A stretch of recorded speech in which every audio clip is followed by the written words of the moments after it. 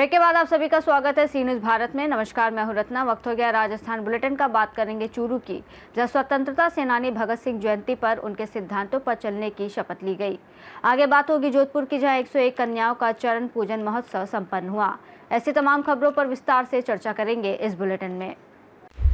महान क्रांतिकारी और स्वतंत्रता सेनानी शहीद भगत सिंह की जयंती पर सोमवार को गोगा भवन राजलदेसर में श्रद्धांजलि सभा का आयोजन किया गया। कार्यक्रम में वार्डवासियों और स्थानीय नागरिकों ने भगत सिंह को पुष्पांजलि अर्पित कर उनके विचारों पर चलने की सामूहिक शपथ ली। कार्यक्रम के दौरान उपस्थित वक्ताओं ने भगत सिंह के विचारों, बलिदान और क्रांतिकारी जीवन पर प्रकाश डाला। प्रमोद मारू ने कहा कि वे मुझे मार सकते हैं, लेकिन मेरे विचारों को नहीं। ये केवल एक कथन नहीं बल्कि एक समाज जागरण का आह्वान है। गिरधारी नाई ने कहा कि भगत सिंह केवल एक नाम नहीं बल्कि युवाओं के लिए प्रेरणा और विचारों की मिसाल है। इस अवसर पर प्रमोद नाई, कुलदीप नाई, रामदेव सेन, जय सिंह भाटी, कमल तंवर सहित अनेक गणमान्य नागरिक उपस्थित रहे। ये महान क्रांतिकारी थे जिन्होंने हमें आज़ादी दिलाई और अपना बलिदान दिया देश के लिए। तो एक दिन हम उनके जन्मदिन में उनको याद करें। आप भगत सिंह जयंती के माध्यम से भारतवासियों को क्या संदेश देना चाहते हो, इसके बारे में बताइए। यही संदेश देना चाहते हैं कि उन्होंने निष्ठ भाव से बिना किसी मतलब के हमारे लिए देश को आज़ाद कराया, तो हमें भी उनकी तरह देश के लिए कुछ करना चाहिए। जय हिंद। जय हिंद, जय भारत, इनकलाब जिंदाबाद। चूरू राजस्थान से सी न्यूज संवाददाता पवन शर्मा की रिपोर्ट। खबर जोधपुर से है। गायत्री देवी ट्रस्ट द्वारा आयोजित 101 कन्याओं के चरण पूजन महोत्सव का आयोजन चौपासनी हाउसिंग बोर्ड स्थित अंकुर माध्यमिक विद्यालय में विधिवत रूप से संपन्न हुआ। ये आयोजन भारतीय संस्कृति की जीवंत परंपराओं को आगे बढ़ाने की अनुपम मिसाल बना। कार्यक्रम के दौरान कन्याओं के चरण धोकर उनकी पूजा अर्चना की गई और उपस्थित गणमान्य जनों ने उनसे आशीर्वाद प्राप्त किया। ट्रस्ट के संस्थापक चंद्रशेखर अरोड़ा ने जानकारी देते हुए बताया, ये आयोजन नारी शक्ति के सम्मान और भारतीय सांस्कृतिक मूल्यों को संजोने के उद्देश्य से किया गया। कार्यक्रम के मुख्य संयोजक ललिता वर्मा रही। समापन अवसर पर बच्चों को सैंडविच, पेस्ट्री, फल व उपहार वितरित किए गए, जिससे बालिकाओं के चेहरों पर विशेष उत्साह देखने को मिला। इस अवसर पर प्रमुख रूप से चंद्रशेखर अरोड़ा, चंद्र प्रकाश आसेरी, बिनती जांगेड़, रक्षिता बाफना और टीम उपस्थित रही। कार्यक्रम के अंत में अंकुर माध्यमिक विद्यालय के संचालक रोहित अरोड़ा ने उपस्थित सभी गणमान्य अतिथियों एवं सहभागी जनों का आभार व्यक्त किया। जोधपुर से सी न्यूज संवाददाता आनंद की रिपोर्ट। कोटा शहर में बाइक चोरी की घटनाएं लगातार बढ़ती जा रही हैं। महावीर नगर निवासी रघुराज के साथ ऐसी ही एक वारदात घटित हुई। रघुराज ने बताया, वो लिफ्ट रिपेयरिंग का कार्य करता है और 20 सितंबर को वो सुश्रुत हॉस्पिटल में लिफ्ट ठीक कराने गया था। रघुराज ने अपनी मोटरसाइकिल हॉस्पिटल के बाहर खड़ी की थी, लेकिन काम खत्म कर जब वो बाहर आया तो बाइक वहां से गायब थी। तत्काल मामले की जानकारी लेकर जब अस्पताल के सीसीटीवी कैमरों की जांच की गई तो एक युवक लाल टोपी में बाइक को चुरा कर ले जाते हुए दिखाई दिया। पीड़ित रघुराज ने मामले की शिकायत विज्ञान नगर थाने में दर्ज कराई। पुलिस ने सीसीटीवी फुटेज कब्जे में लेकर चोर की पहचान और गिरफ्तारी के प्रयास शुरू कर दिए हैं। फिलहाल जांच जारी है और पुलिस पूरे मामले को गंभीरता से ले रही है। कोटा से सी न्यूज संवाददाता सुरेश कुमार पटेरिया की रिपोर्ट। कोटा बूंदी जिले के डाबी थाना क्षेत्र में एक युवक के साथ हुई मारपीट की घटना मौत के मामले में तब्दील हो गई है। मृतक की पहचान हरिराम निवासी छावच केशव राय पाटन के रूप में हुई है। प्राप्त जानकारी के अनुसार हरिराम के साथ कुछ लोगों ने मारपीट की थी। गंभीर हालत में उसे एक निजी अस्पताल में भर्ती कराया गया था, जहां इलाज के दौरान उसकी मौत हो गई। डाबी थाना पुलिस ने शव का पोस्टमार्टम करवाकर आगे की जांच शुरू कर दी है। पुलिस घटना से जुड़े हर पहलू की गंभीरता से छानबीन कर रही है। फिलहाल मृतक के परिजनों की शिकायत के आधार पर पुलिस ने मामला दर्ज कर लिया है और आरोपियों की तलाश जारी है। कोटा से सी न्यूज संवाददाता सुरेश कुमार पटेरिया की रिपोर्ट। खबर कोटा से है, जहां अवैध बजरी खनन के खिलाफ बड़ी कार्रवाई जारी है। कोटा देवली माजी थाना अधिकारी द्वारा लगातार अवैध बजरी परिवहन करते हुए एक ट्रैक्टर ट्रॉली जब्त कर एक आरोपी को गिरफ्तार किया गया है। कोटा से सी न्यूज संवाददाता सुरेश कुमार पटेरिया की रिपोर्ट।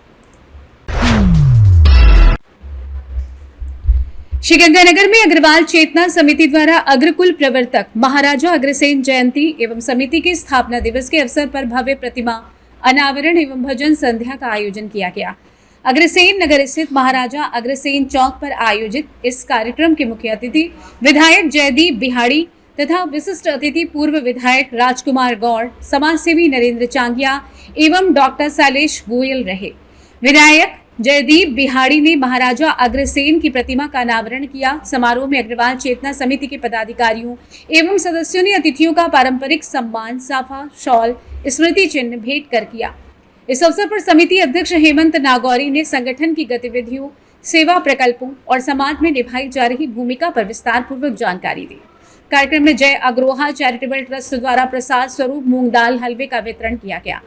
ट्रस्ट अध्यक्ष डॉक्टर हरीश कंसल, सचिव नवनीत सिंगल, कोषाध्यक्ष राजदीप टाटिया, सीए नीरज गोयल, संदीप मित्तल, दिनेश सिंगल, संजय गर्ग, प्रवीण गर्ग सहित कई सदस्य उपस्थित रहे। इस मौके पर चैम्बर ऑफ कॉमर्स अध्यक्ष बंशीधर जिंदल, राम गोपाल पांडुसरिया, सत्यप्रकाश खेमका, संरक्षक लक्ष्मी नारायण गर्ग, पार्षद ओम प्रकाश मित्तल, संदीप शेरेवाला सहित अनेक गणमान्य नागरिकों ने भी अपनी उपस्थिति दर्ज कराई।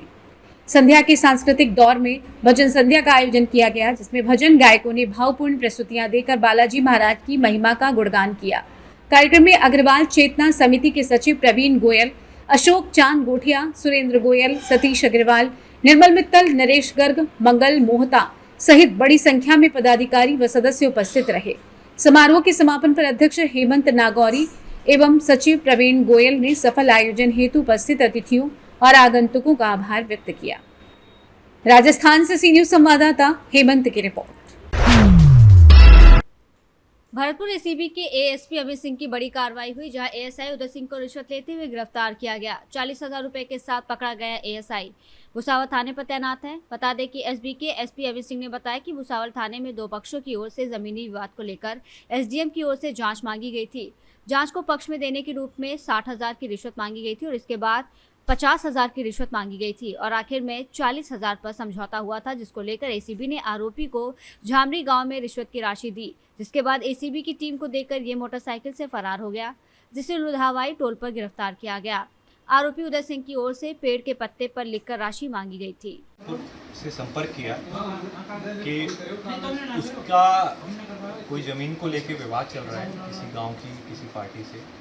उसने भी परिवाद दिया है और हमने भी परिवाद दिया है और उन दोनों परिवादों की जांच जो है एएसआई उदय सिंह द्वारा की जा रही है। जांच को हमारे फेवर में करने और आवश्यक इनके फेवर में रिपोर्ट भेजने के लिए वो रिश्वत की मांग कर रहे हैं।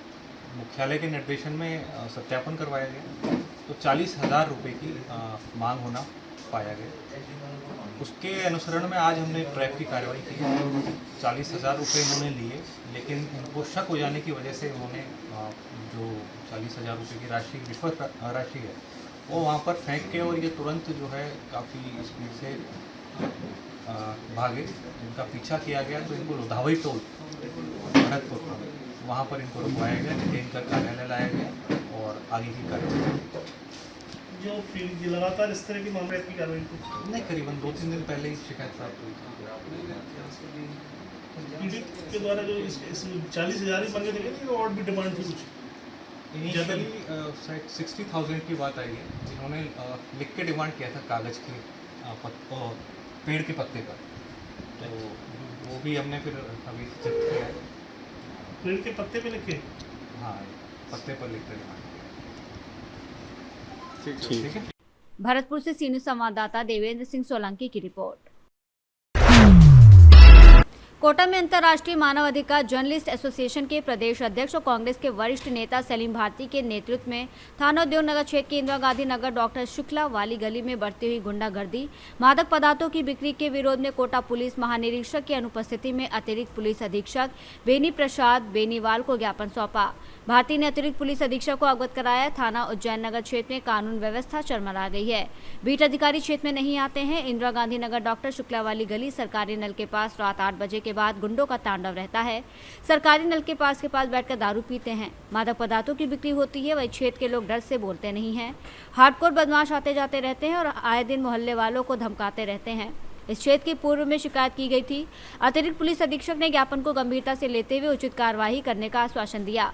इस मौके पर मुख्य रूप से राजस्थान प्रदेश राजीव गांधी ब्रिगेड कांग्रेस के प्रदेश महामंत्री श्याम बाबू सोनी, कांग्रेस के वरिष्ठ नेता और किसान नेता प्रेम सिंह मीणा, राजीव ब्रिगेड के नेता मुन्ना खान पठान, शाहिद अब्बासी सहित कई नेता मौजूद रहे। कोटा से सी न्यूज संवाददाता सुरेश कुमार पटेरिया की रिपोर्ट। कृषि मंत्री डॉक्टर किरोड़ी लाल मीणा ने रविवार को घरसाना में दीपक बायोसीड्स के गोदाम का औचक निरीक्षण किया। निरीक्षण के दौरान कंपनी के गोदाम में ग्वार, मूंग, गेहूं और सरसों के बीज की पैकिंग होती मिली। जब मंत्री ने कंपनी से बीज उत्पादन, किसानों की सूची और R&D से जुड़े दस्तावेज मांगे तो संतोषजनक जवाब नहीं मिला। निरीक्षण में कंपनी के पास बीज उत्पादन से जुड़े रजिस्टर और रिकॉर्ड उपलब्ध नहीं थे और इन गंभीर अनियमितताओं को देखते हुए कृषि मंत्री ने अधिकारियों को दीपक बायोसीड्स के बीज विक्रय पर रोक लगाने के निर्देश दिए। कृषि अधिकारियों की टीम फिलहाल कंपनी के पिछले वर्षों के बीज उत्पादन, बीज के सोर्स और किसानों की सूची की जांच कर रही है। कंपनी को सभी आवश्यक दस्तावेज उपलब्ध कराने के निर्देश दिए गए हैं। गहन जांच के बाद नियमानुसार कठोर कार्रवाई की जाएगी। गौरतलब है कि कृषि मंत्री डॉक्टर मीणा ने एक दिन पहले ही स्टार एग्री सीड्स में भी बड़ा घोटाला पकड़ा था। मंत्री ने कहा कि ये मामला साफ तौर पर बीज उत्पादन में गड़बड़ी का संकेत देता है और ऐसे मामलों पर सख्त कार्रवाई की जाएगी। खड़े हैं, ये दो तरह का बीज तैयार कर रहा है, सर्टिफाइड सीड और टीएल सीड, जो दोनों का काम एक जगह नहीं चल सकता, ये नियम विरुद्ध है। एक तो ये गड़बड़ है, टीएल सीड का अलग जगह चलेगा, सर्टिफाइड का अलग जगह चलेगा। दूसरा, इसके पास R&D का स्ट्रक्चर नहीं है। तीसरा, जो प्रोडक्शन का फार्म देते हैं, जो मैंने वहाँ आपको बताया था किसानों का, तो इनके पास कोई फार्म नहीं है। कहाँ प्रोग्राम दिया, किस किसान को दिया, किस सीड के लिए दिया, कितना दिया, कोई जानकारी इनके पास नहीं है। इसलिए ये सारी सेल हम रोक रहे हैं जितनी भी इसके पास है, और इनका सबका सैंपल ले रहे हैं। पूरी जांच हो जाने के बाद में ये इनको साथ ले जाएंगे और इनसे पूछेंगे कहाँ का किस किसान से आपने सीड उगवाया है, और विस्तृत जांच करने के बाद में इनके खिलाफ अगली कानूनी कार्रवाई की जाएगी। अभी तो यही है कि इसकी सेल बंद कर रहे हैं और सैंपल ले रहे हैं। सर, इसमें कोई वैज्ञानिक विजिट का रिकॉर्ड मिला ना? कुछ नहीं मिला, कुछ नहीं मिला। किसान किस फर्म से, किन किसानों से वो भी इनके पास नहीं है। तो ये क्या है कि वही मामला ये है कि ये बाजार से अनाज खरीदते हैं, अनाज को चमकीली थैलियों में बंद करते हैं और बीज पे भी चमक लगा देते हैं पॉलीमर वगैरह की, और उसको तिगुने चौगुने दामों में किसान को बेचते हैं। ये सीधी किसान की लूट है, इसको बंद करेंगे। श्रीगंगानगर से सी न्यूज़ संवाददाता नरेश की रिपोर्ट। फिलहाल इस बुलेटिन में बस इतना ही। देश और दुनिया की तमाम बड़ी खबरों के लिए देखते रहिए सी न्यूज़ भारत।